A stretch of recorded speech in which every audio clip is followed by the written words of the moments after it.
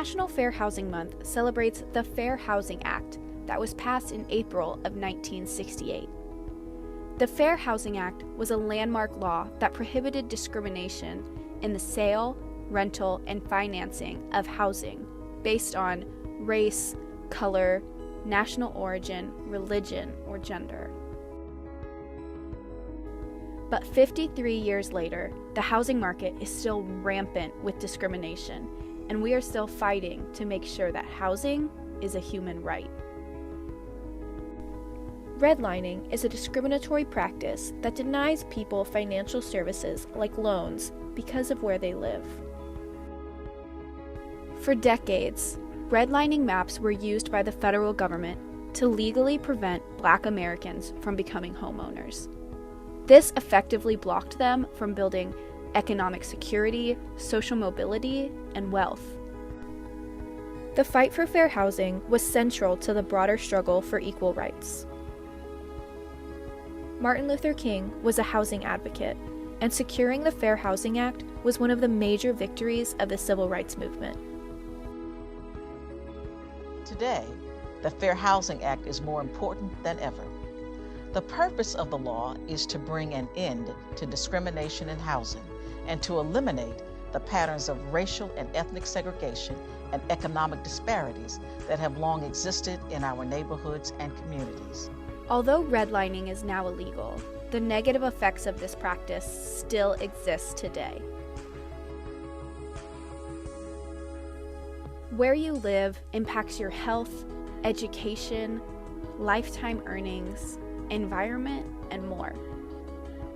And decades of housing discrimination and racist housing practices often placed people of color in racially segregated and high poverty areas. We've seen this impact play out with COVID-19, where people of color who live in segregated neighborhoods have reported higher rates of contracting the virus. And in education, children who are raised in neighborhoods with lower poverty rates and that are less segregated have higher levels of educational achievement. In Houston, there are neighborhoods fewer than 15 miles apart, in which the average life expectancy differs by over 2 decades, and future income differs by $50,000 for low-income children. And when it comes to the environment, neighborhoods that have higher percentages of people of color are more likely to have harmful facilities that are bad for the environment and dangerous to community health. Together, we can put an end to unlawful housing discrimination and advance equity for communities historically left out. This Fair Housing Month, and every month, we must renew our commitment to striking down discriminatory practices and building up every community.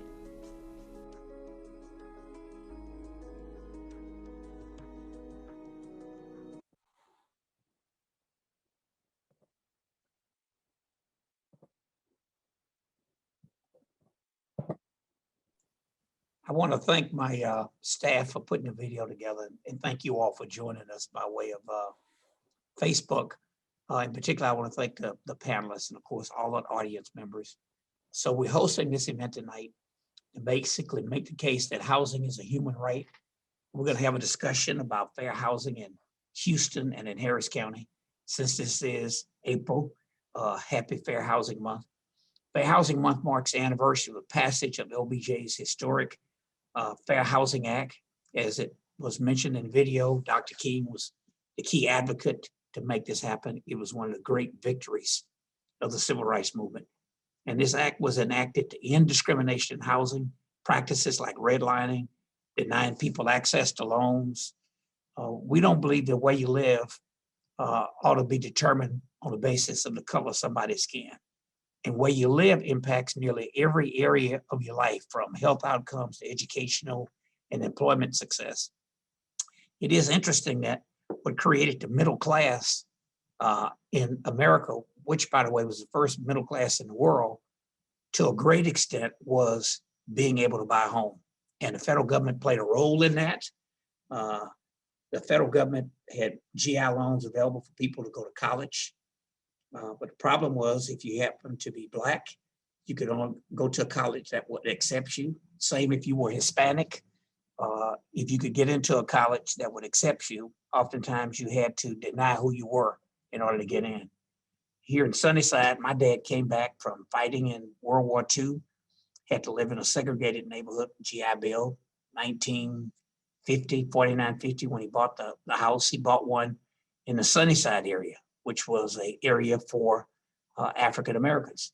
If he'd been able to just buy a house a few blocks over, maybe a mile away, in what was called South Park, the house would have been a bit more valuable, essentially for the same price. It would have given him more generational wealth to pass on. Communities of color in Harris County have been impacted by housing discrimination over the years, particularly in Precinct One. We're very much an urban precinct. 3rd Ward, 5th Ward, I mentioned Sunnyside, were all redlined, and people are still impacted by the effects of that today. There's a growing home ownership gap between Black households. The rate is slowly trending downward in the county, but across Houston, the Houston 3-county area, 72% of the white residents are homeowners, compared to just 41% of the Blacks, African-American residents, who are homeowners. And the number is only 52% for our Latinx residents. And as was mentioned in the video, COVID-19 exacerbated that problem. More people who were Black and brown contracted COVID in neighborhoods all across the country in those neighborhoods. So we got a great group of panelists, some experts here tonight who are going to help us understand what's going on, particularly when a natural disaster hits like Hurricane Harvey or Katrina in New Orleans. Black residents in low-income neighborhoods receive less FEMA assistance. We'll have folks give us some sense of why. Here at Precinct One in the county, even at the state level, we have to do as much as we can to recognize that housing discrimination is still a problem for us. The new Secretary of HUD and President Biden are making strides on the federal level. First, by reinstating the affirmatively furthering fair housing rule that requires localities who receive federal funding to look for and analyze patterns of housing discrimination and come up with a plan on what they would do about it. There's still so much that can be done and should be done on a local level to promote access to safe, decent, and affordable housing. We are proud from Precinct One, my great staff. Janae is one of the visuals that you see on the screen, did the work on that. And the court unanimously passed a fair housing resolution at court acknowledging the many layers of discrimination in housing and declaring housing a human right. So our experts tonight that you will see on the screen, I want to let them wave when they're there. First, Chriselle Pillay from the Home Coalition. I'm gonna let her tell you a little bit more about herself and what they do. Zoe Middleton, just wave Zoe, from Texas Housers, and she advises me on a lot of these issues. Even before I got this job, she was advising me when I was with the state. A new person, back to Houston at least. She is the head of our Community Services Department, Dr. Adrienne Holloway. Thank you, Dr. Holloway. Wave, so in case they're not looking, they'll know which one you are. Thank you for being here, Dr. Holloway. And Janae Ledette off my staff. She's from Houston, applied for a job when I first came to county government. She also had an offer to take a job with Auntie Maxine, Chairwoman Maxine Waters in Washington, D.C. So I told her, you can always get a job with a county commissioner in Harris County or some county, but you will not always have a chance to work for Congresswoman, Chairwoman Maxine Waters. So go to Washington. And she did, but she called us, or maybe she saw a posting, I'm not sure, but decided a couple of years later to come back. I wanted her to moderate tonight, and I was not going to be on the screen. This would have been an all female panel discussion. It's about time. So with that, I'm going to turn it over to you, Janae, and in whatever order you want to let the guests talk about themselves. And I'm just going to jump in from time to time, but I'm going to let your sisters run this. How about that? Unmute yourself. Thank you so much, Commissioner. That sounds great. Let's start off with Chriselle. Why don't you tell us a little bit about your organization? Sure. So first of all, thank you for having me this evening. Again, I am Chriselle Pillay, the Executive Director of the Houston Organizing Movement for Equity Coalition, also known as the Home Coalition. And we are a coalition of several organizations that came together in the wake of Hurricane Harvey, understanding that there are so many various issues that this region is dealing with in regular times, especially when it comes to our communities of color, and more specifically our lower-income communities of color. We know that disaster just tends to exacerbate those issues. So we use disaster as the lens by which we really want to ensure, uplift, and advocate for an equitable recovery. We work at the intersection of housing, infrastructure, environmental justice, and labor as well. And and some of the things that we do do policy advocacy work. We have folks that are part of the coalition that are legal enforcement, people that provide direct services, but it's all undergirded by community organizations, and we try to lead based on what the conditions are or what our community members are sharing what their issues are. Excellent. Thank you so much, Chriselle. Let's turn it over to Zoe. Tell us about your organization. Hi, thank you again for having me, and I apologize if you hear my cat meow in the background. My headphones are out of battery life. But I am the Southeast Texas and Houston co-director for Texas Housers. We're a nonprofit policy advocacy group. We're a member of the Home Coalition. And so we have our roots and origins in the community development, CDC kind of movement, and housing justice work, and have moved into doing disaster work, disaster taking many different forms, right? Whether it be COVID-19 or a hurricane or a tropical storm that doesn't necessarily get us a federal disaster declaration, or winter storm. And so we have taken a pretty broad view of what it means to do housing justice, but always with the belief that people should have a right to have a say in how their communities thrive, a right to participate in decision-making about decisions that impact them, and a right to equal treatment. Fantastic. Thank you, ladies, so much. And I know that Dr. Holloway is also a part of this discussion. She's just having some technical difficulties, but Dr. Holloway is the executive director of Harris County Community Services Department. So she's very active with our office, and hopefully she'll be able to join us soon. But for the sake of moving things forward, let's get into the conversation. So as the video showed, where you live impacts every aspect of your life. Simply put, housing matters. And I think today's conversation will really highlight that. So let's dig into the questions. This question is for all panelists. So a city's racial and ethnic mix is a product of its history and geography. Communities that were redlined in our region, such as 3rd Ward and 5th Ward, just as Commissioner Ellis mentioned, still have a higher percentage of individuals living in poverty and still have lower home ownership rates compared to the west parts of Houston. So can you all speak to the historic patterns of segregation in Harris County, and what are some of the lingering social and economic consequences of living in segregated communities? So anyone is open to answering this question. Maybe we'll start with Dr. Holloway so she can introduce herself as well. Welcome back to Houston, Dr. Holloway, if it's working. So if you heard the question, we'll let you introduce yourself, which you know better than we do, and then answer the question. Thank you, and I apologize. I actually changed locations relatively quickly to see if this internet connection works better. So I'm hoping I'll be able to stay connected throughout the webinar. I just want to say thank you so much for allowing me to be part of this esteemed panel to talk about what I feel is a very important issue and something that we need to continue to elevate as part of our normal conversation as we talk about housing and access. I am the executive director for the Harris County Community Services Department. Relatively new. I came back to Houston after a short hiatus of about 15 years to assume this position in November. But when I was in Houston 15 years ago, I actually was a community development professional working in communities such as the 5th Ward and Beaumont and in New Orleans, as well as Monroe, Louisiana, many of your resource poor communities where we weren't seeing a lot of investments. And I worked with nonprofit organizations with the explicit intent to increase affordable housing options, particularly for women and children.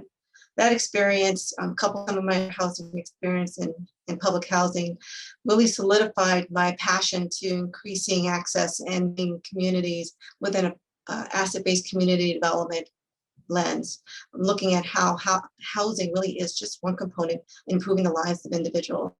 So I bring that portfolio and that passion to the Community Services Department, and I'm pleased to be here and look at things that we can potentially do together. It's going to be an exciting venture for me. So with the question, I will like to first to defer to the second part, which is what do we expect to see when we continue to perpetuate segregated neighborhoods? And essentially what we see, and we talk about redlining and historic impacts that redlining has had. Redlining was one area. The access to federal funds were pervasive, more than just redlining. But we also saw local implementations that took redlining to a totally different level and had significant impacts as well. So when we think about racial covenants in homeownership policies, when we think about real estate steering, when we think about block busting, all of these compounded the effects of what we see in neighborhoods that have long been divested and home ownership has not risen. So we had such a long history, and I think people find it difficult to understand something that happened decades ago still has an impact today. But when we think about the accumulation of wealth, that in fact is true. How can you build upon something when there really hasn't been a strong foundation to support it? So what we see is depreciation of values of homes that exist, people who do not necessarily have the opportunity to build wealth. And I love what you said, Commissioner. It's really, how do we perpetuate generational wealth if we don't start with the ability to access and build wealth? So that's what we see in communities that have long been divested, and the impact of segregation and redlining as an example. We see deficiencies in educational attainment because we don't have assets that are being appreciated, assets that are being invested in. We don't see employment being accessible in those communities. We don't see investments in infrastructure. We don't see investment in transportation options because those communities, to a certain extent, have been written off.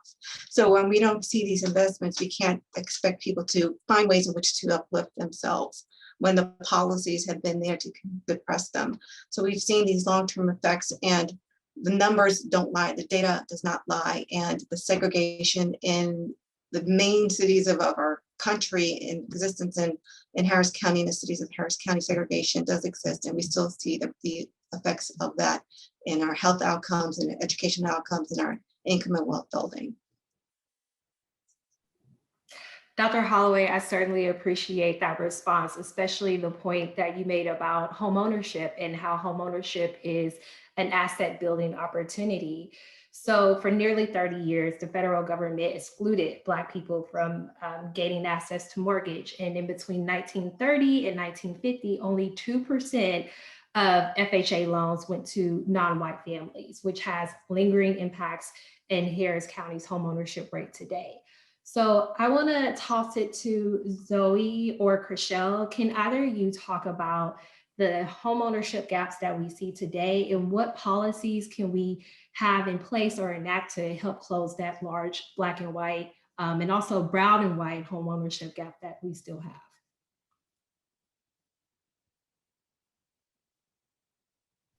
So you can go ahead and kick it off, and then I can come back and talk about wrap it up. Okay, sounds good. I feel like this is always the case when Chriselle and I are in a group where we share so much of the same language and thinking that we're always a little hesitant to speak before one another. So basically, I want to talk about the shape of what segregation looks like in Harris County, because every metro area essentially has its own map of and its own shape of disinvestment and redlining. And so in Houston, Harris County, with acknowledgement that Precinct One is a mostly urban precinct, we see what's called the Houston arrow, right, which runs from downtown westward. And that's a concentration of not only wealth, but also like racial segregation. So even though we're the most diverse city in America, we're still an incredibly segregated city. And what happens is that infrastructure investment follows that. So we had a long history of parts of the city being annexed in, right? So you could collect tax revenue or develop certain projects. And then there was no corresponding investment made in those parts of the city.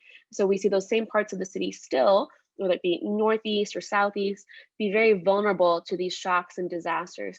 and be at risk of greater speculation and more like divisive homeownership. So where you had a generational home that then might lose its hold, right? Because people are being speculated on and speculated against.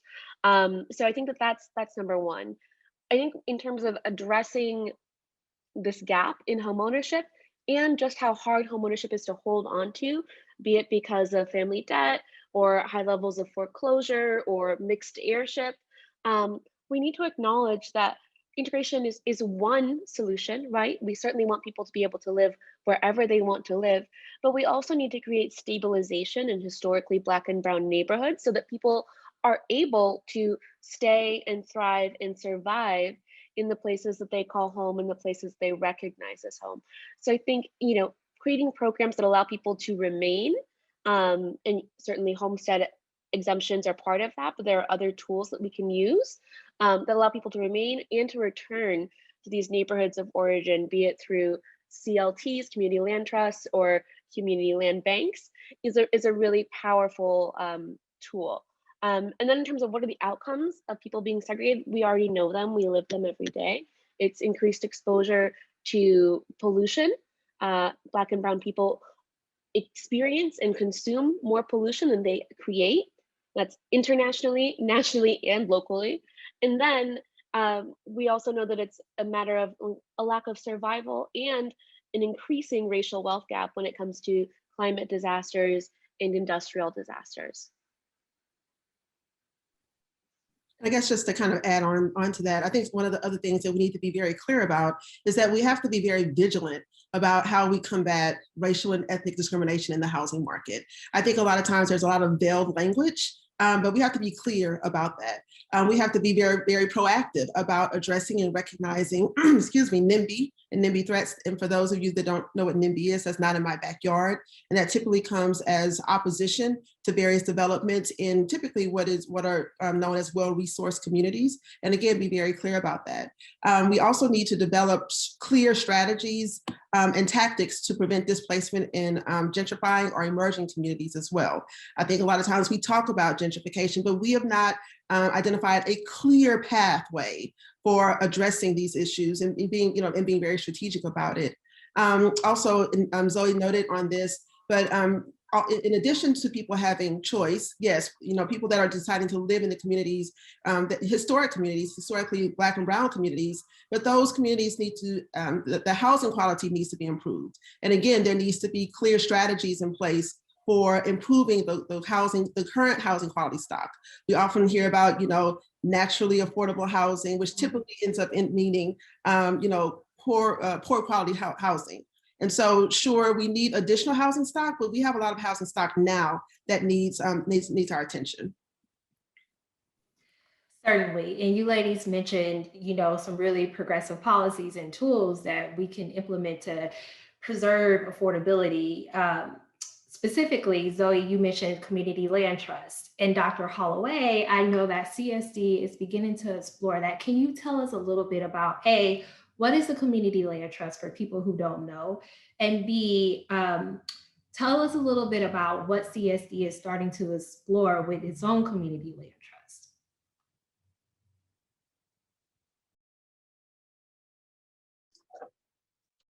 Sure. We are excited to actually have the opportunity to create a community land trust, and we're still in the infancy of the creation of this tool. And it is a tool, another tool in our toolbox. And I appreciate what Zoe and Chrisella shared. It's that there's ways in which we should invest in communities and ways in which we invest in people and providing people choice, but also not forgetting that communities still need our attention.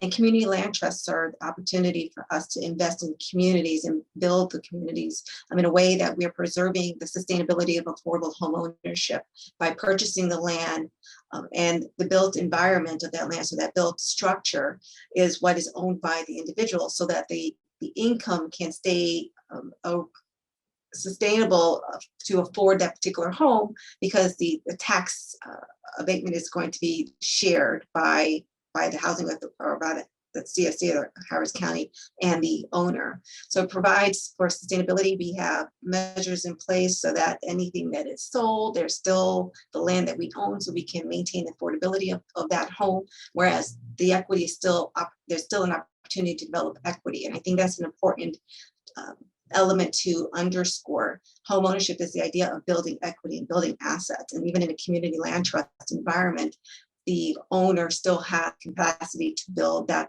equity and take that equity and invest it either in another home outside of the land trust or in any other goals that will further their economic success. So what we're doing, and we've done so far, we've purchased 2 homes in a community that we'll be able to sell to an individual, but we've tied the community land trust and forward thinking as we're building it out to our disaster recovery single family new construction program. So the homes that we're building through our disaster recovery program will be placed into our land trust when possible. So again, we can sustain the affordability of home ownership, because one of the concerns, and I think we've mentioned it, is that we're in a really hot market right now when it comes to the pricing of homes. And even though we have other tools available to us, we can't control that side of the market. In trying to move people into home ownership, we want to make sure that they can sustain that home ownership, that they don't fall into a situation where the tax implications may move them out because they're no longer able to afford the rising cost of living in that home. The community land trust is one tool that we're able to utilize to help maintain some level of stabilization for that homeowner who's now moved into that house.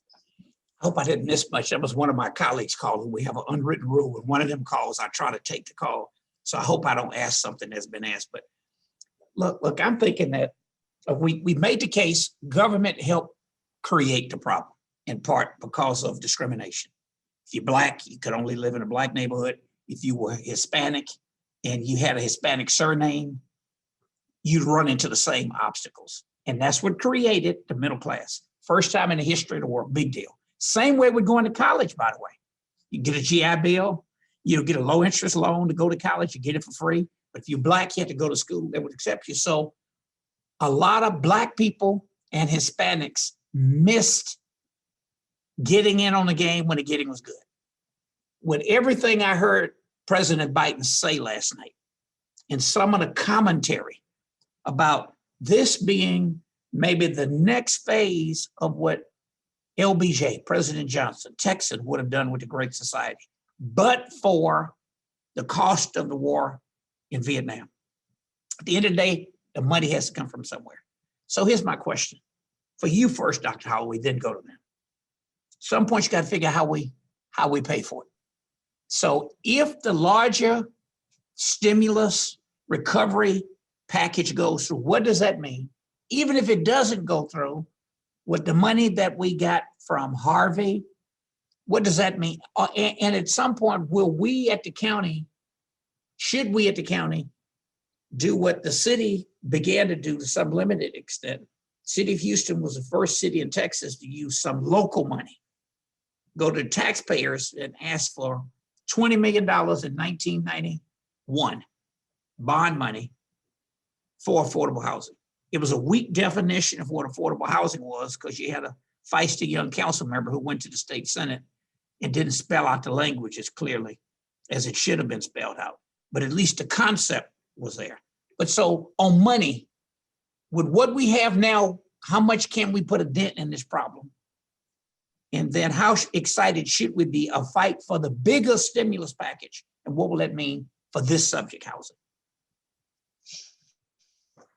Oh, Commissioner, I don't look at any problem being solved by just the government dollars financing it, because there's change in political structure, change in program and policies will cut a program's financing in half. So where you had a stream of funds that can support a program no longer may be available. To me, it really is a partnership with the public, private, and philanthropic communities to at least launch what we would look at as far as an investment in affordable housing, or even just a housing that would be a mixed income and appropriate for that community, so we can continue to build the economic profile.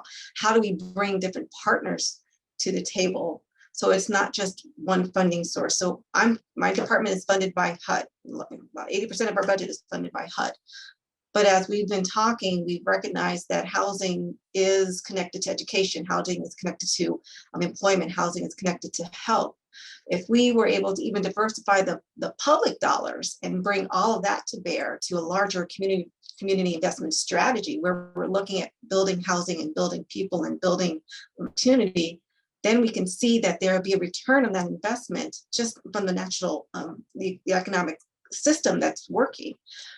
So I would say it would be an infusion of funds, and we need to be creative in how we utilize those funds. So what are we going to invest in? How are we going to invest in, and how are we going to use that to bring partners to the table? And how are we going to, for me, when I say partners to the table, it always includes the community members as well. And they have to have a very significant part in planning for their community and determining what would be best so that we can leverage that as an asset as well. So to me, it's more than just what do we do with the stimulus dollars. If that was the only thing we had to do, I think that it would be limiting. It's how do we utilize the stimulus dollars to bring the other partners to the table so we can create this kind of revolving investment of financing into communities. And if I may, I would like to kind of hook into that. So before the funds can even be dispersed, there must be a clear path forward as to how to administer the funds. And the plans that we've seen thus far have been murky at best. Sure, of course, we definitely need to have community at the center of that, but it seems as if the way in which we typically move forward is to first form partnerships with the development community and other funding partners. So this is a great opportunity for the county to set precedent and establish requirements of the partners and the development community. There are great opportunities where we all can really benefit. Oftentimes, when we talk about especially CDBG dollars or even the CARES Act dollars, that these dollars need to benefit, the like low-income communities. So I feel like that's just like a banner statement that's said, but how does it really maximally benefit these communities? Even when we look at Hurricane Harvey dollars that came in, even when it came to single family home repair, the people who really needed it when it comes to that repair didn't get it. And at this point in time, the state now has taken over the program, and we know that the state is not focusing on the lowest income people. The program basically starting at 80% AMI and above. So the people that are in most need of repair still from Harvey are still waiting. Even when it comes to the rental assistance, I'm talking about like multifamily development. Again, there's great opportunity to tell developers what they are required to do. And we've not seen that. All we typically see are goals. Goals to reach that Section 3, a goal to have worker protections, a goal to hire locally. There have not been real requirements. And so right now, I think it's like over $800 million that basically just for the CDBG dollars for multifamily.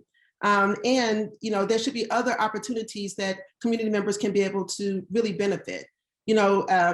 Targeting the 30% AMI, but also there are opportunities for mobility programs where people can be able to move to communities if they so choose to. Being able to provide partnerships for certifications with local community colleges, giving certifications so people can be able to have jobs, building with all of the infrastructure that's coming with the housing that could potentially come on board. We could really make this transformational, but we have to look at it beyond just the financial deal. And I feel like that's the way in which the county, and just, not just the county, honestly, just government period, tends to operate, is focusing more so on the deal first, and then thinking about, how does it benefit? How can we frame it so that, our most vulnerable or our low income community is getting the benefit? Yeah, and just to add on to what Chriselle is saying, like these deals, which are, frequently very weak deals, are, goals are best intentions and they're handshakes. And we just can't afford to accept that any longer. We have, the climate crisis constantly on our back, a very, very weak electric grid, and an eviction crisis in Harris County. There's no need for us to accept these kind of soft handshakes when we could have firm, legally binding agreements that honor everyone's needs and the human right to not only housing, but safe labor. So, you know, wages for renters have remained very, very stagnant since 1961. I think, what is it? I'm trying to pull up the stat here. So rents have gone up 61%, but renter incomes have only increased by 5% since 1961. And that is absolutely an abhorrent stat. And so we need to use the kind of profile that we have as the third largest county in America, a very economically diverse and a very ethnically diverse county, to advance this real progressive policy. And we shouldn't allow our imaginations to be limited by the White House. You know, as well-intentioned as some of their work is, and the installation of these various equity reviews, we all know that reviews and plans live on a shelf and that equity exists on the streets. So what are we going to do to actually implement it where it actually matters and where it's closer to home for people? So I think that, you know, that is a totally essential question for us to start answering for ourselves, and to, you know, kind of punch up and elevate in the national conversation. I'm just curious, how do you in the advocacy community navigate between the role in the housing space for the county and the city, since we have more people in unincorporated Harris County than we have in the city? Arguably, I guess we have more poverty in the city. I'm just guessing, because I guess the city gets about, maybe Dr. Holloway, 3 times as much CDBG money as we get. That's just one metric. I don't know how you measure it. But how do you all navigate? I know we've done some joint projects, but you know, now that, since I'm a creature of the city, I guess, although I do have 30% unincorporated, you know, sometimes people they'll go say, can I get this from the city?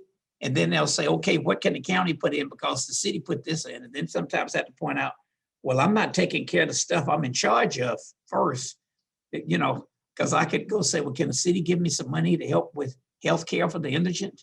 How about all those people the HPD's picking up, sending to the jail? We got to pay for them. How about helping with indigent defense? How do you all navigate that? And are you based in some ways unincorporated? I mean, I'm sensitive to it. All of my precincts, 70% in the city of Houston. I can see the argument, but how do you all navigate that? I mean, we need to take care of everyone, right? Like, that's the bottom line. And so what I think is really scary and difficult, and something that we've seen actual progress on over the last couple of years, is bringing programming closer so that you have the same standards in the city as you have in the county. Granted, that's difficult, different people in charge, right? A lot of bureaucracy, a lot of paperwork. But I think that the rental assistance program and the most recent iteration of it is a really good example of where we're bringing programs closer and closer together, so that, you know, people, when I'm talking to people in a drive-through event and they're like applying for rental assistance, I don't want to bother to ask them if they live in unincorporated or if they live in the city. That's not what's important to them, right? What's important is that they have a place to sleep, you know, in 7 days' time. And so making sure that, you know, government functions seamlessly, knowing that there is a lot of overlap and a lot of confusion between city and county programming. And then, you know, on the end of people like Chriselle and myself, we do think about like who gets the funding, what's the most reasonable ask for this certain body and this and that. But when it comes to like meeting people's needs, you need to have the city and county walking in very, very close step, if not, you know, perfect syncopated rhythm, to meet everyone's needs. And then still, we might not have enough money. We probably won't have enough money to meet it. So how do we get clever and meet the people that need it the most? Right. So yeah, and that's the ideal goal, but we know, of course, that's not what's happening right now. And so, you know, how do you do it? Very carefully. And, you know, I'm sure, you know, Zoe and I both are constantly trying to take a look at, okay, so what's the city doing and what's the county doing? And then I think the other part of the conversation we're missing is also, you know, though our organization's outreach is only so far, is being able to engage community members and being able to provide trainings and educations and you know, ongoing conversations and dialogue, so that they will be, so that they will have the right information as far as knowing, well, my street is flooding, so call the city. Well, no, my ditch is an issue with my ditch. Okay, well, that's a county. But then you have neighborhoods like mine where you have a railroad and they say, oh, well, that's Union Pacific. Who does that belong to? So there are all of these, you know, that's federal. So there's like all these different layers, but, you know, I feel like one of the things is trying to make sure that, of course, in the advocacy community, we're trying to make sure that we're informing community members about, of their rights and, what's what. But I feel like that's also a great role for government to play as well, so that people know, what their responsibility is and who to go to, so that they don't get to run around, and so that they're not burnt out, because that's a lot of what we see.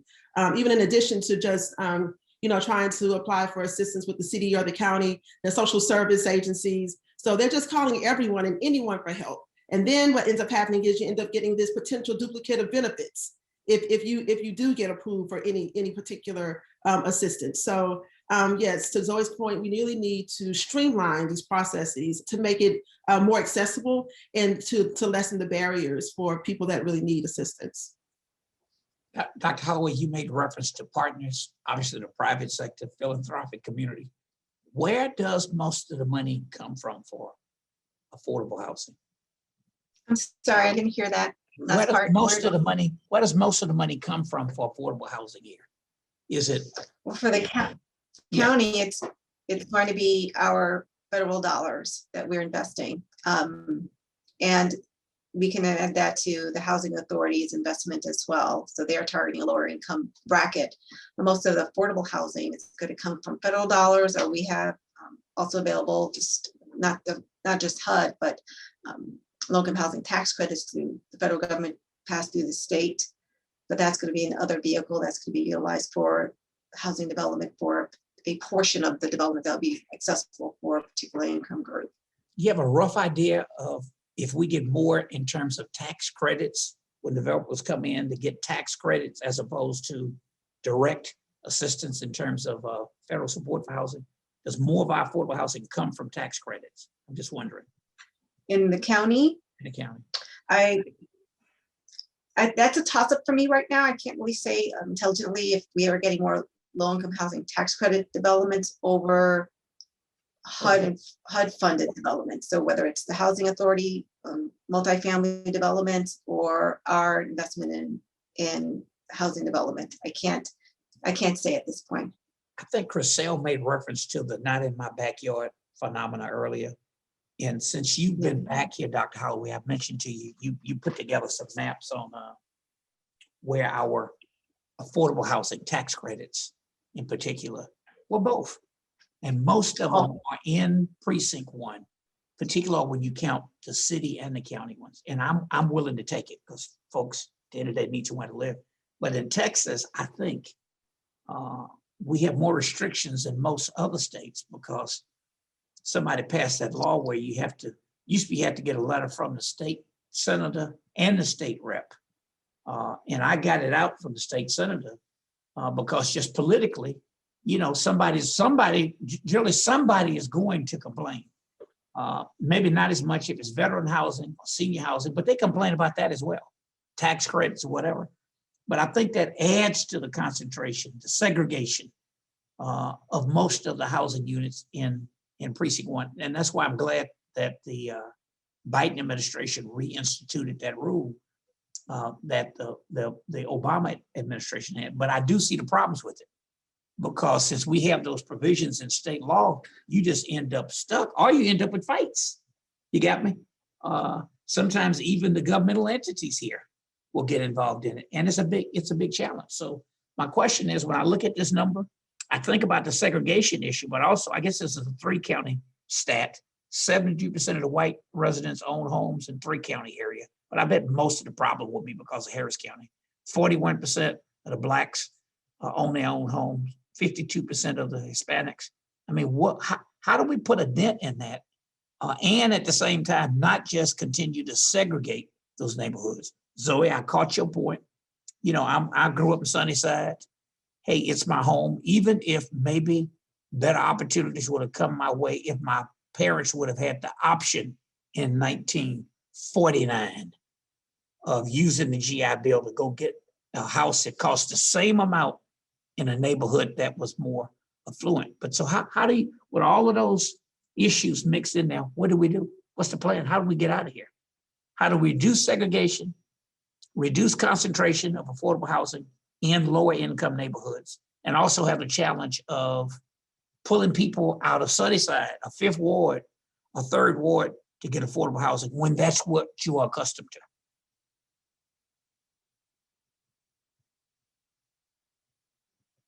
Any one of you? You're the That's a expert. hard question, Commissioner. Well, I'll say, the thing is about giving people choice, right? So you want to be able to make sure that people have the wealth of options. And that comes by having a really diverse investment strategy. So you have to have a strategy that's for allowing people to stay in their neighborhoods of origin, for housing preservation, for remediation. As Chriselle said, you could have an affordable home in a historic neighborhood, but if it's not healthy, how important, how valuable is that home to you and your family? And we also need to make sure that when people have a leg up, when they have a housing choice voucher to use it, that they're not facing discrimination, which is of course a state prohibition, and we're one of the few states that does it. But we need to make sure that people that do have these housing choice vouchers are able to go anywhere. And then there's a matter of investment in, down payment programs, preparing people for home ownership. And additionally, there's, dealing with the wage gap that we know that these people also face. So there are a lot of different hurdles to address all at once. You can't choose one and hope that you're going to solve the entire universe of problems. You have to have a lot of parallel strategies to deal with this. Yeah, and so I guess even go beyond that. I mean, there are dozens, if not hundreds of plans that exist currently that are sitting on shelves with where some very, very smart people have gotten together and figured out plans.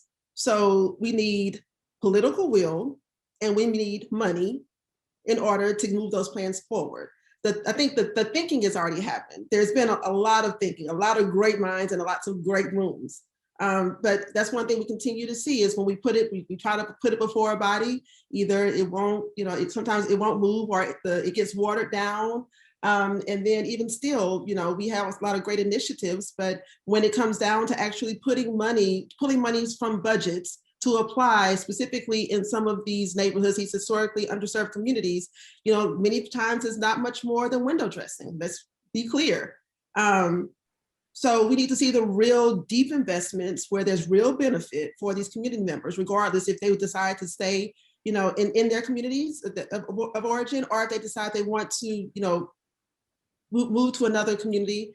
And, to Zoe's point, being able to not be faced with discriminatory backlash if they choose they want to go to another community that suits their needs. We know, and I know I've encountered several people who would love to move to another community, but they're scared.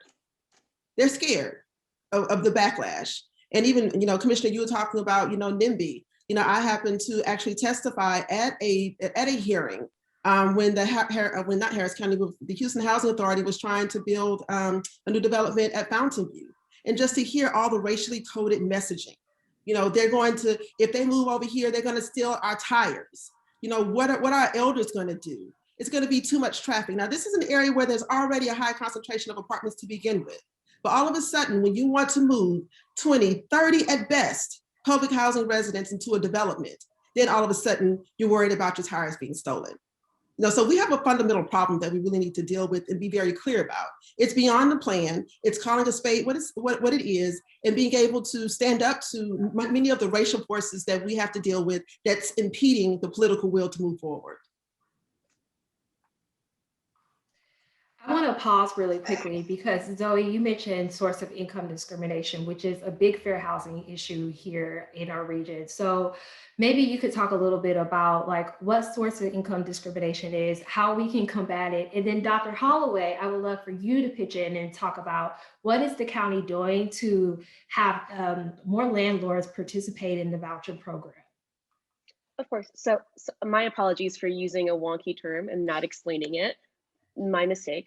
But first I want to say, Chriselle was talking about we invest in what matters, right? You fund the thing that matters so that you don't have a plan that sits on a shelf. And you can have a plan that lives in people's lives and that people experience. And people might be wondering, especially at the city, however will we fund this, right? We have no money, or we have a very limited amount of money.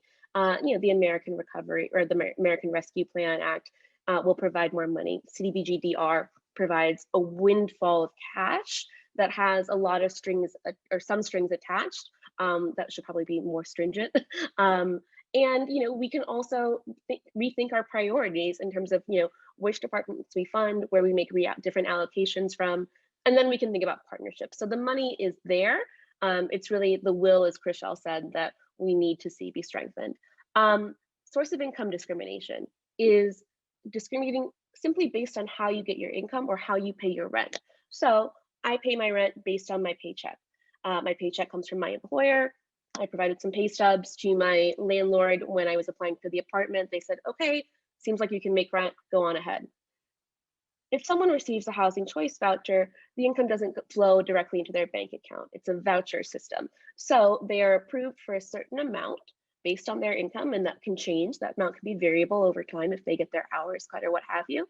And they can provide their voucher information instead of their pay stub information to a prospective landlord and say, I'm good for this amount, right? The government's covering for this amount, and maybe my paycheck will make up for the other 30%. And that's how they are kind of verified as being able to afford the apartment.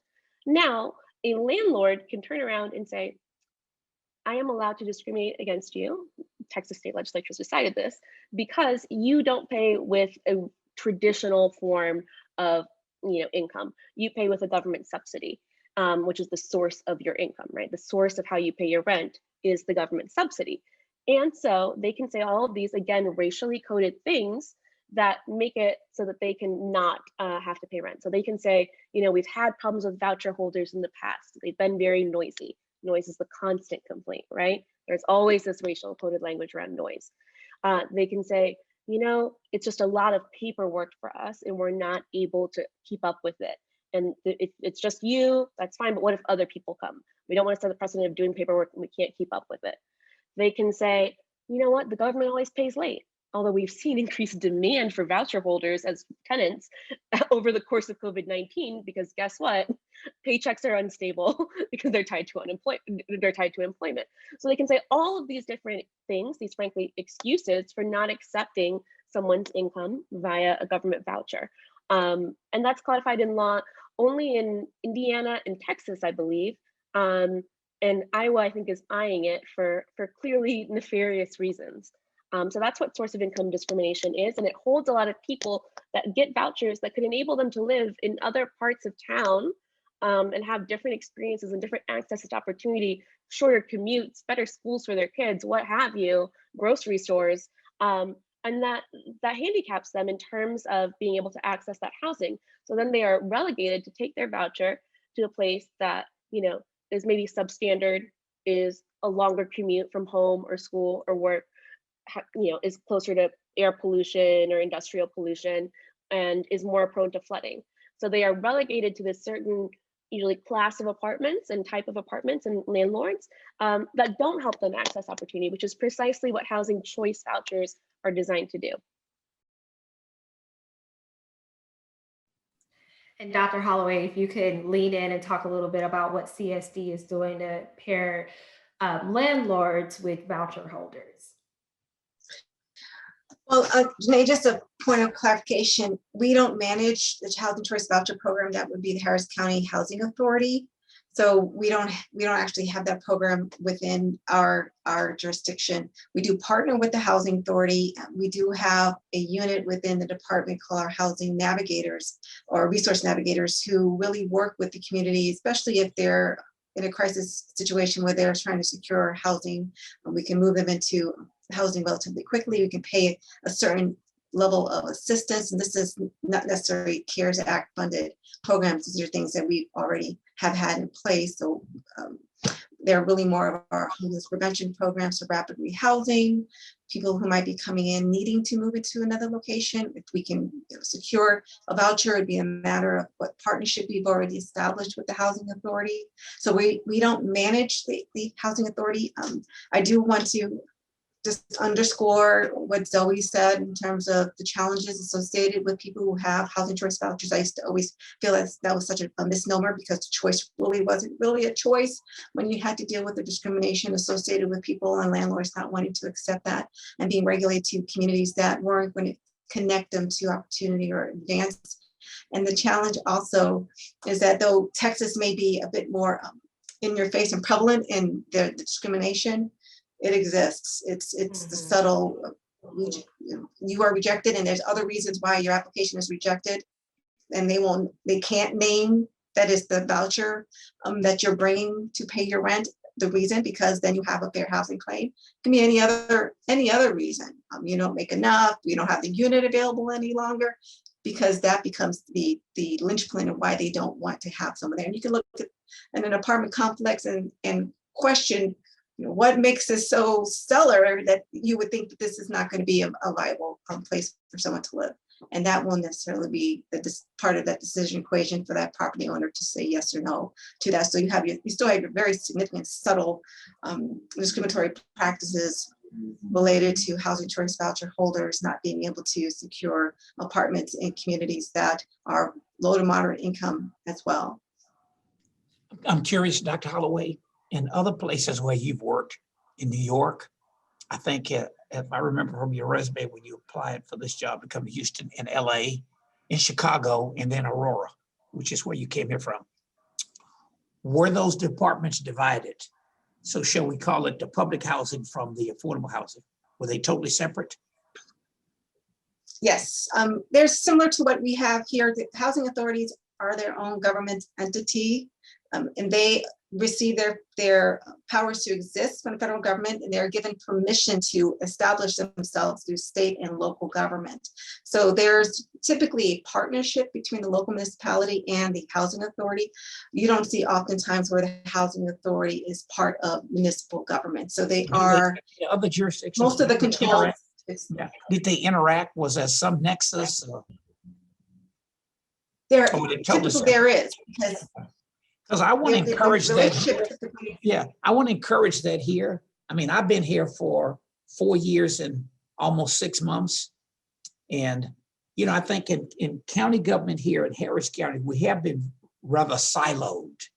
You got me? And I guess I've been accused of getting in other people's business. So when I make the case, all of the affordable housing is put in my precinct. And that's fine, but I want people to have that opportunity, because pretty much in the old system, each commissioner just decided, I don't want it. And he wouldn't go somewhere else. Well, I've stopped that. You got me? But I do want to, I've decided I'm going to focus a bit. I've asked Janae with a background on housing. I've not focused much on that housing authority. She made reference to, I was thinking of the one out by Lake Houston. Chriselle, is that the one you or Zoe were talking about? So when that land was bought, I think for veterans housing, not the one where the city had to battle. You made a reference to one, but it was out by Lake Houston. So we still own that land, cannot get rid of it. And I had you on a call the other day, Dr. Holloway. We're trying to figure out what to do with it. And I'm going to take the heat from that neighborhood if they're listening. If we figure it out, we own the land, paid a fortune for it. But I want to have some more connection. I want to ask you this now, then I'm going to be quiet tonight. First with you, Zoe. Okay, this is Fair Housing Month. Bill passed, 68? Okay. So what are your goals, Zoe Middleton, over the next year, so that if we get on a Zoom or in person a year from now, I mean, what's your picture of success and what's your picture of failure? Just 2 or 3. What can we do in your sandbox or all our sandboxes so you feel like it was a success 1 year from now? And Zoe, we may have to do that really quickly because we only have 1 more minute left. So I will be so fast, because this was the moonshot question. And I hate getting the moonshot question because this all takes a lot of time, right? And we know that, what we're living in right now is a result of failures to live up to past promises and a lot of political co-option of our housing rights. I think knowing where the harm is the most important thing, and then allocating dollars appropriately. So the largest form of housing loss in Harris County, according to the New America Institute study that was recently published, is eviction. If we can create a truly affordable housing stock, or take steps to create that in the city and the county, and if we can spend down the remaining $100 million in this and beef up enforcement in the rental assistance program, to make sure that people are not falling through the cracks of the CDC order, and that even if they're getting assistance, their rights aren't being violated under that agreement, I will feel like we have made progress We won't have realized the dream, but we'll have made meaningful progress that keeps people housed. And that's the end of the day goal. Well, I think that is a fantastic goal. We are so lucky to be partners with Zoe and Chriselle. This has been an incredible conversation. Thank you all so much, not only for your work, which you do every day and is hard and is taxing, but also your intellectual contributions today. This has been fantastic. So yes, Fair Housing Month, and thank you all again, and we hope to continue the conversation. Fair housing forever, right? Yes. Thank you. Bye, everyone. Thank you, everybody. Thank you. Thank you.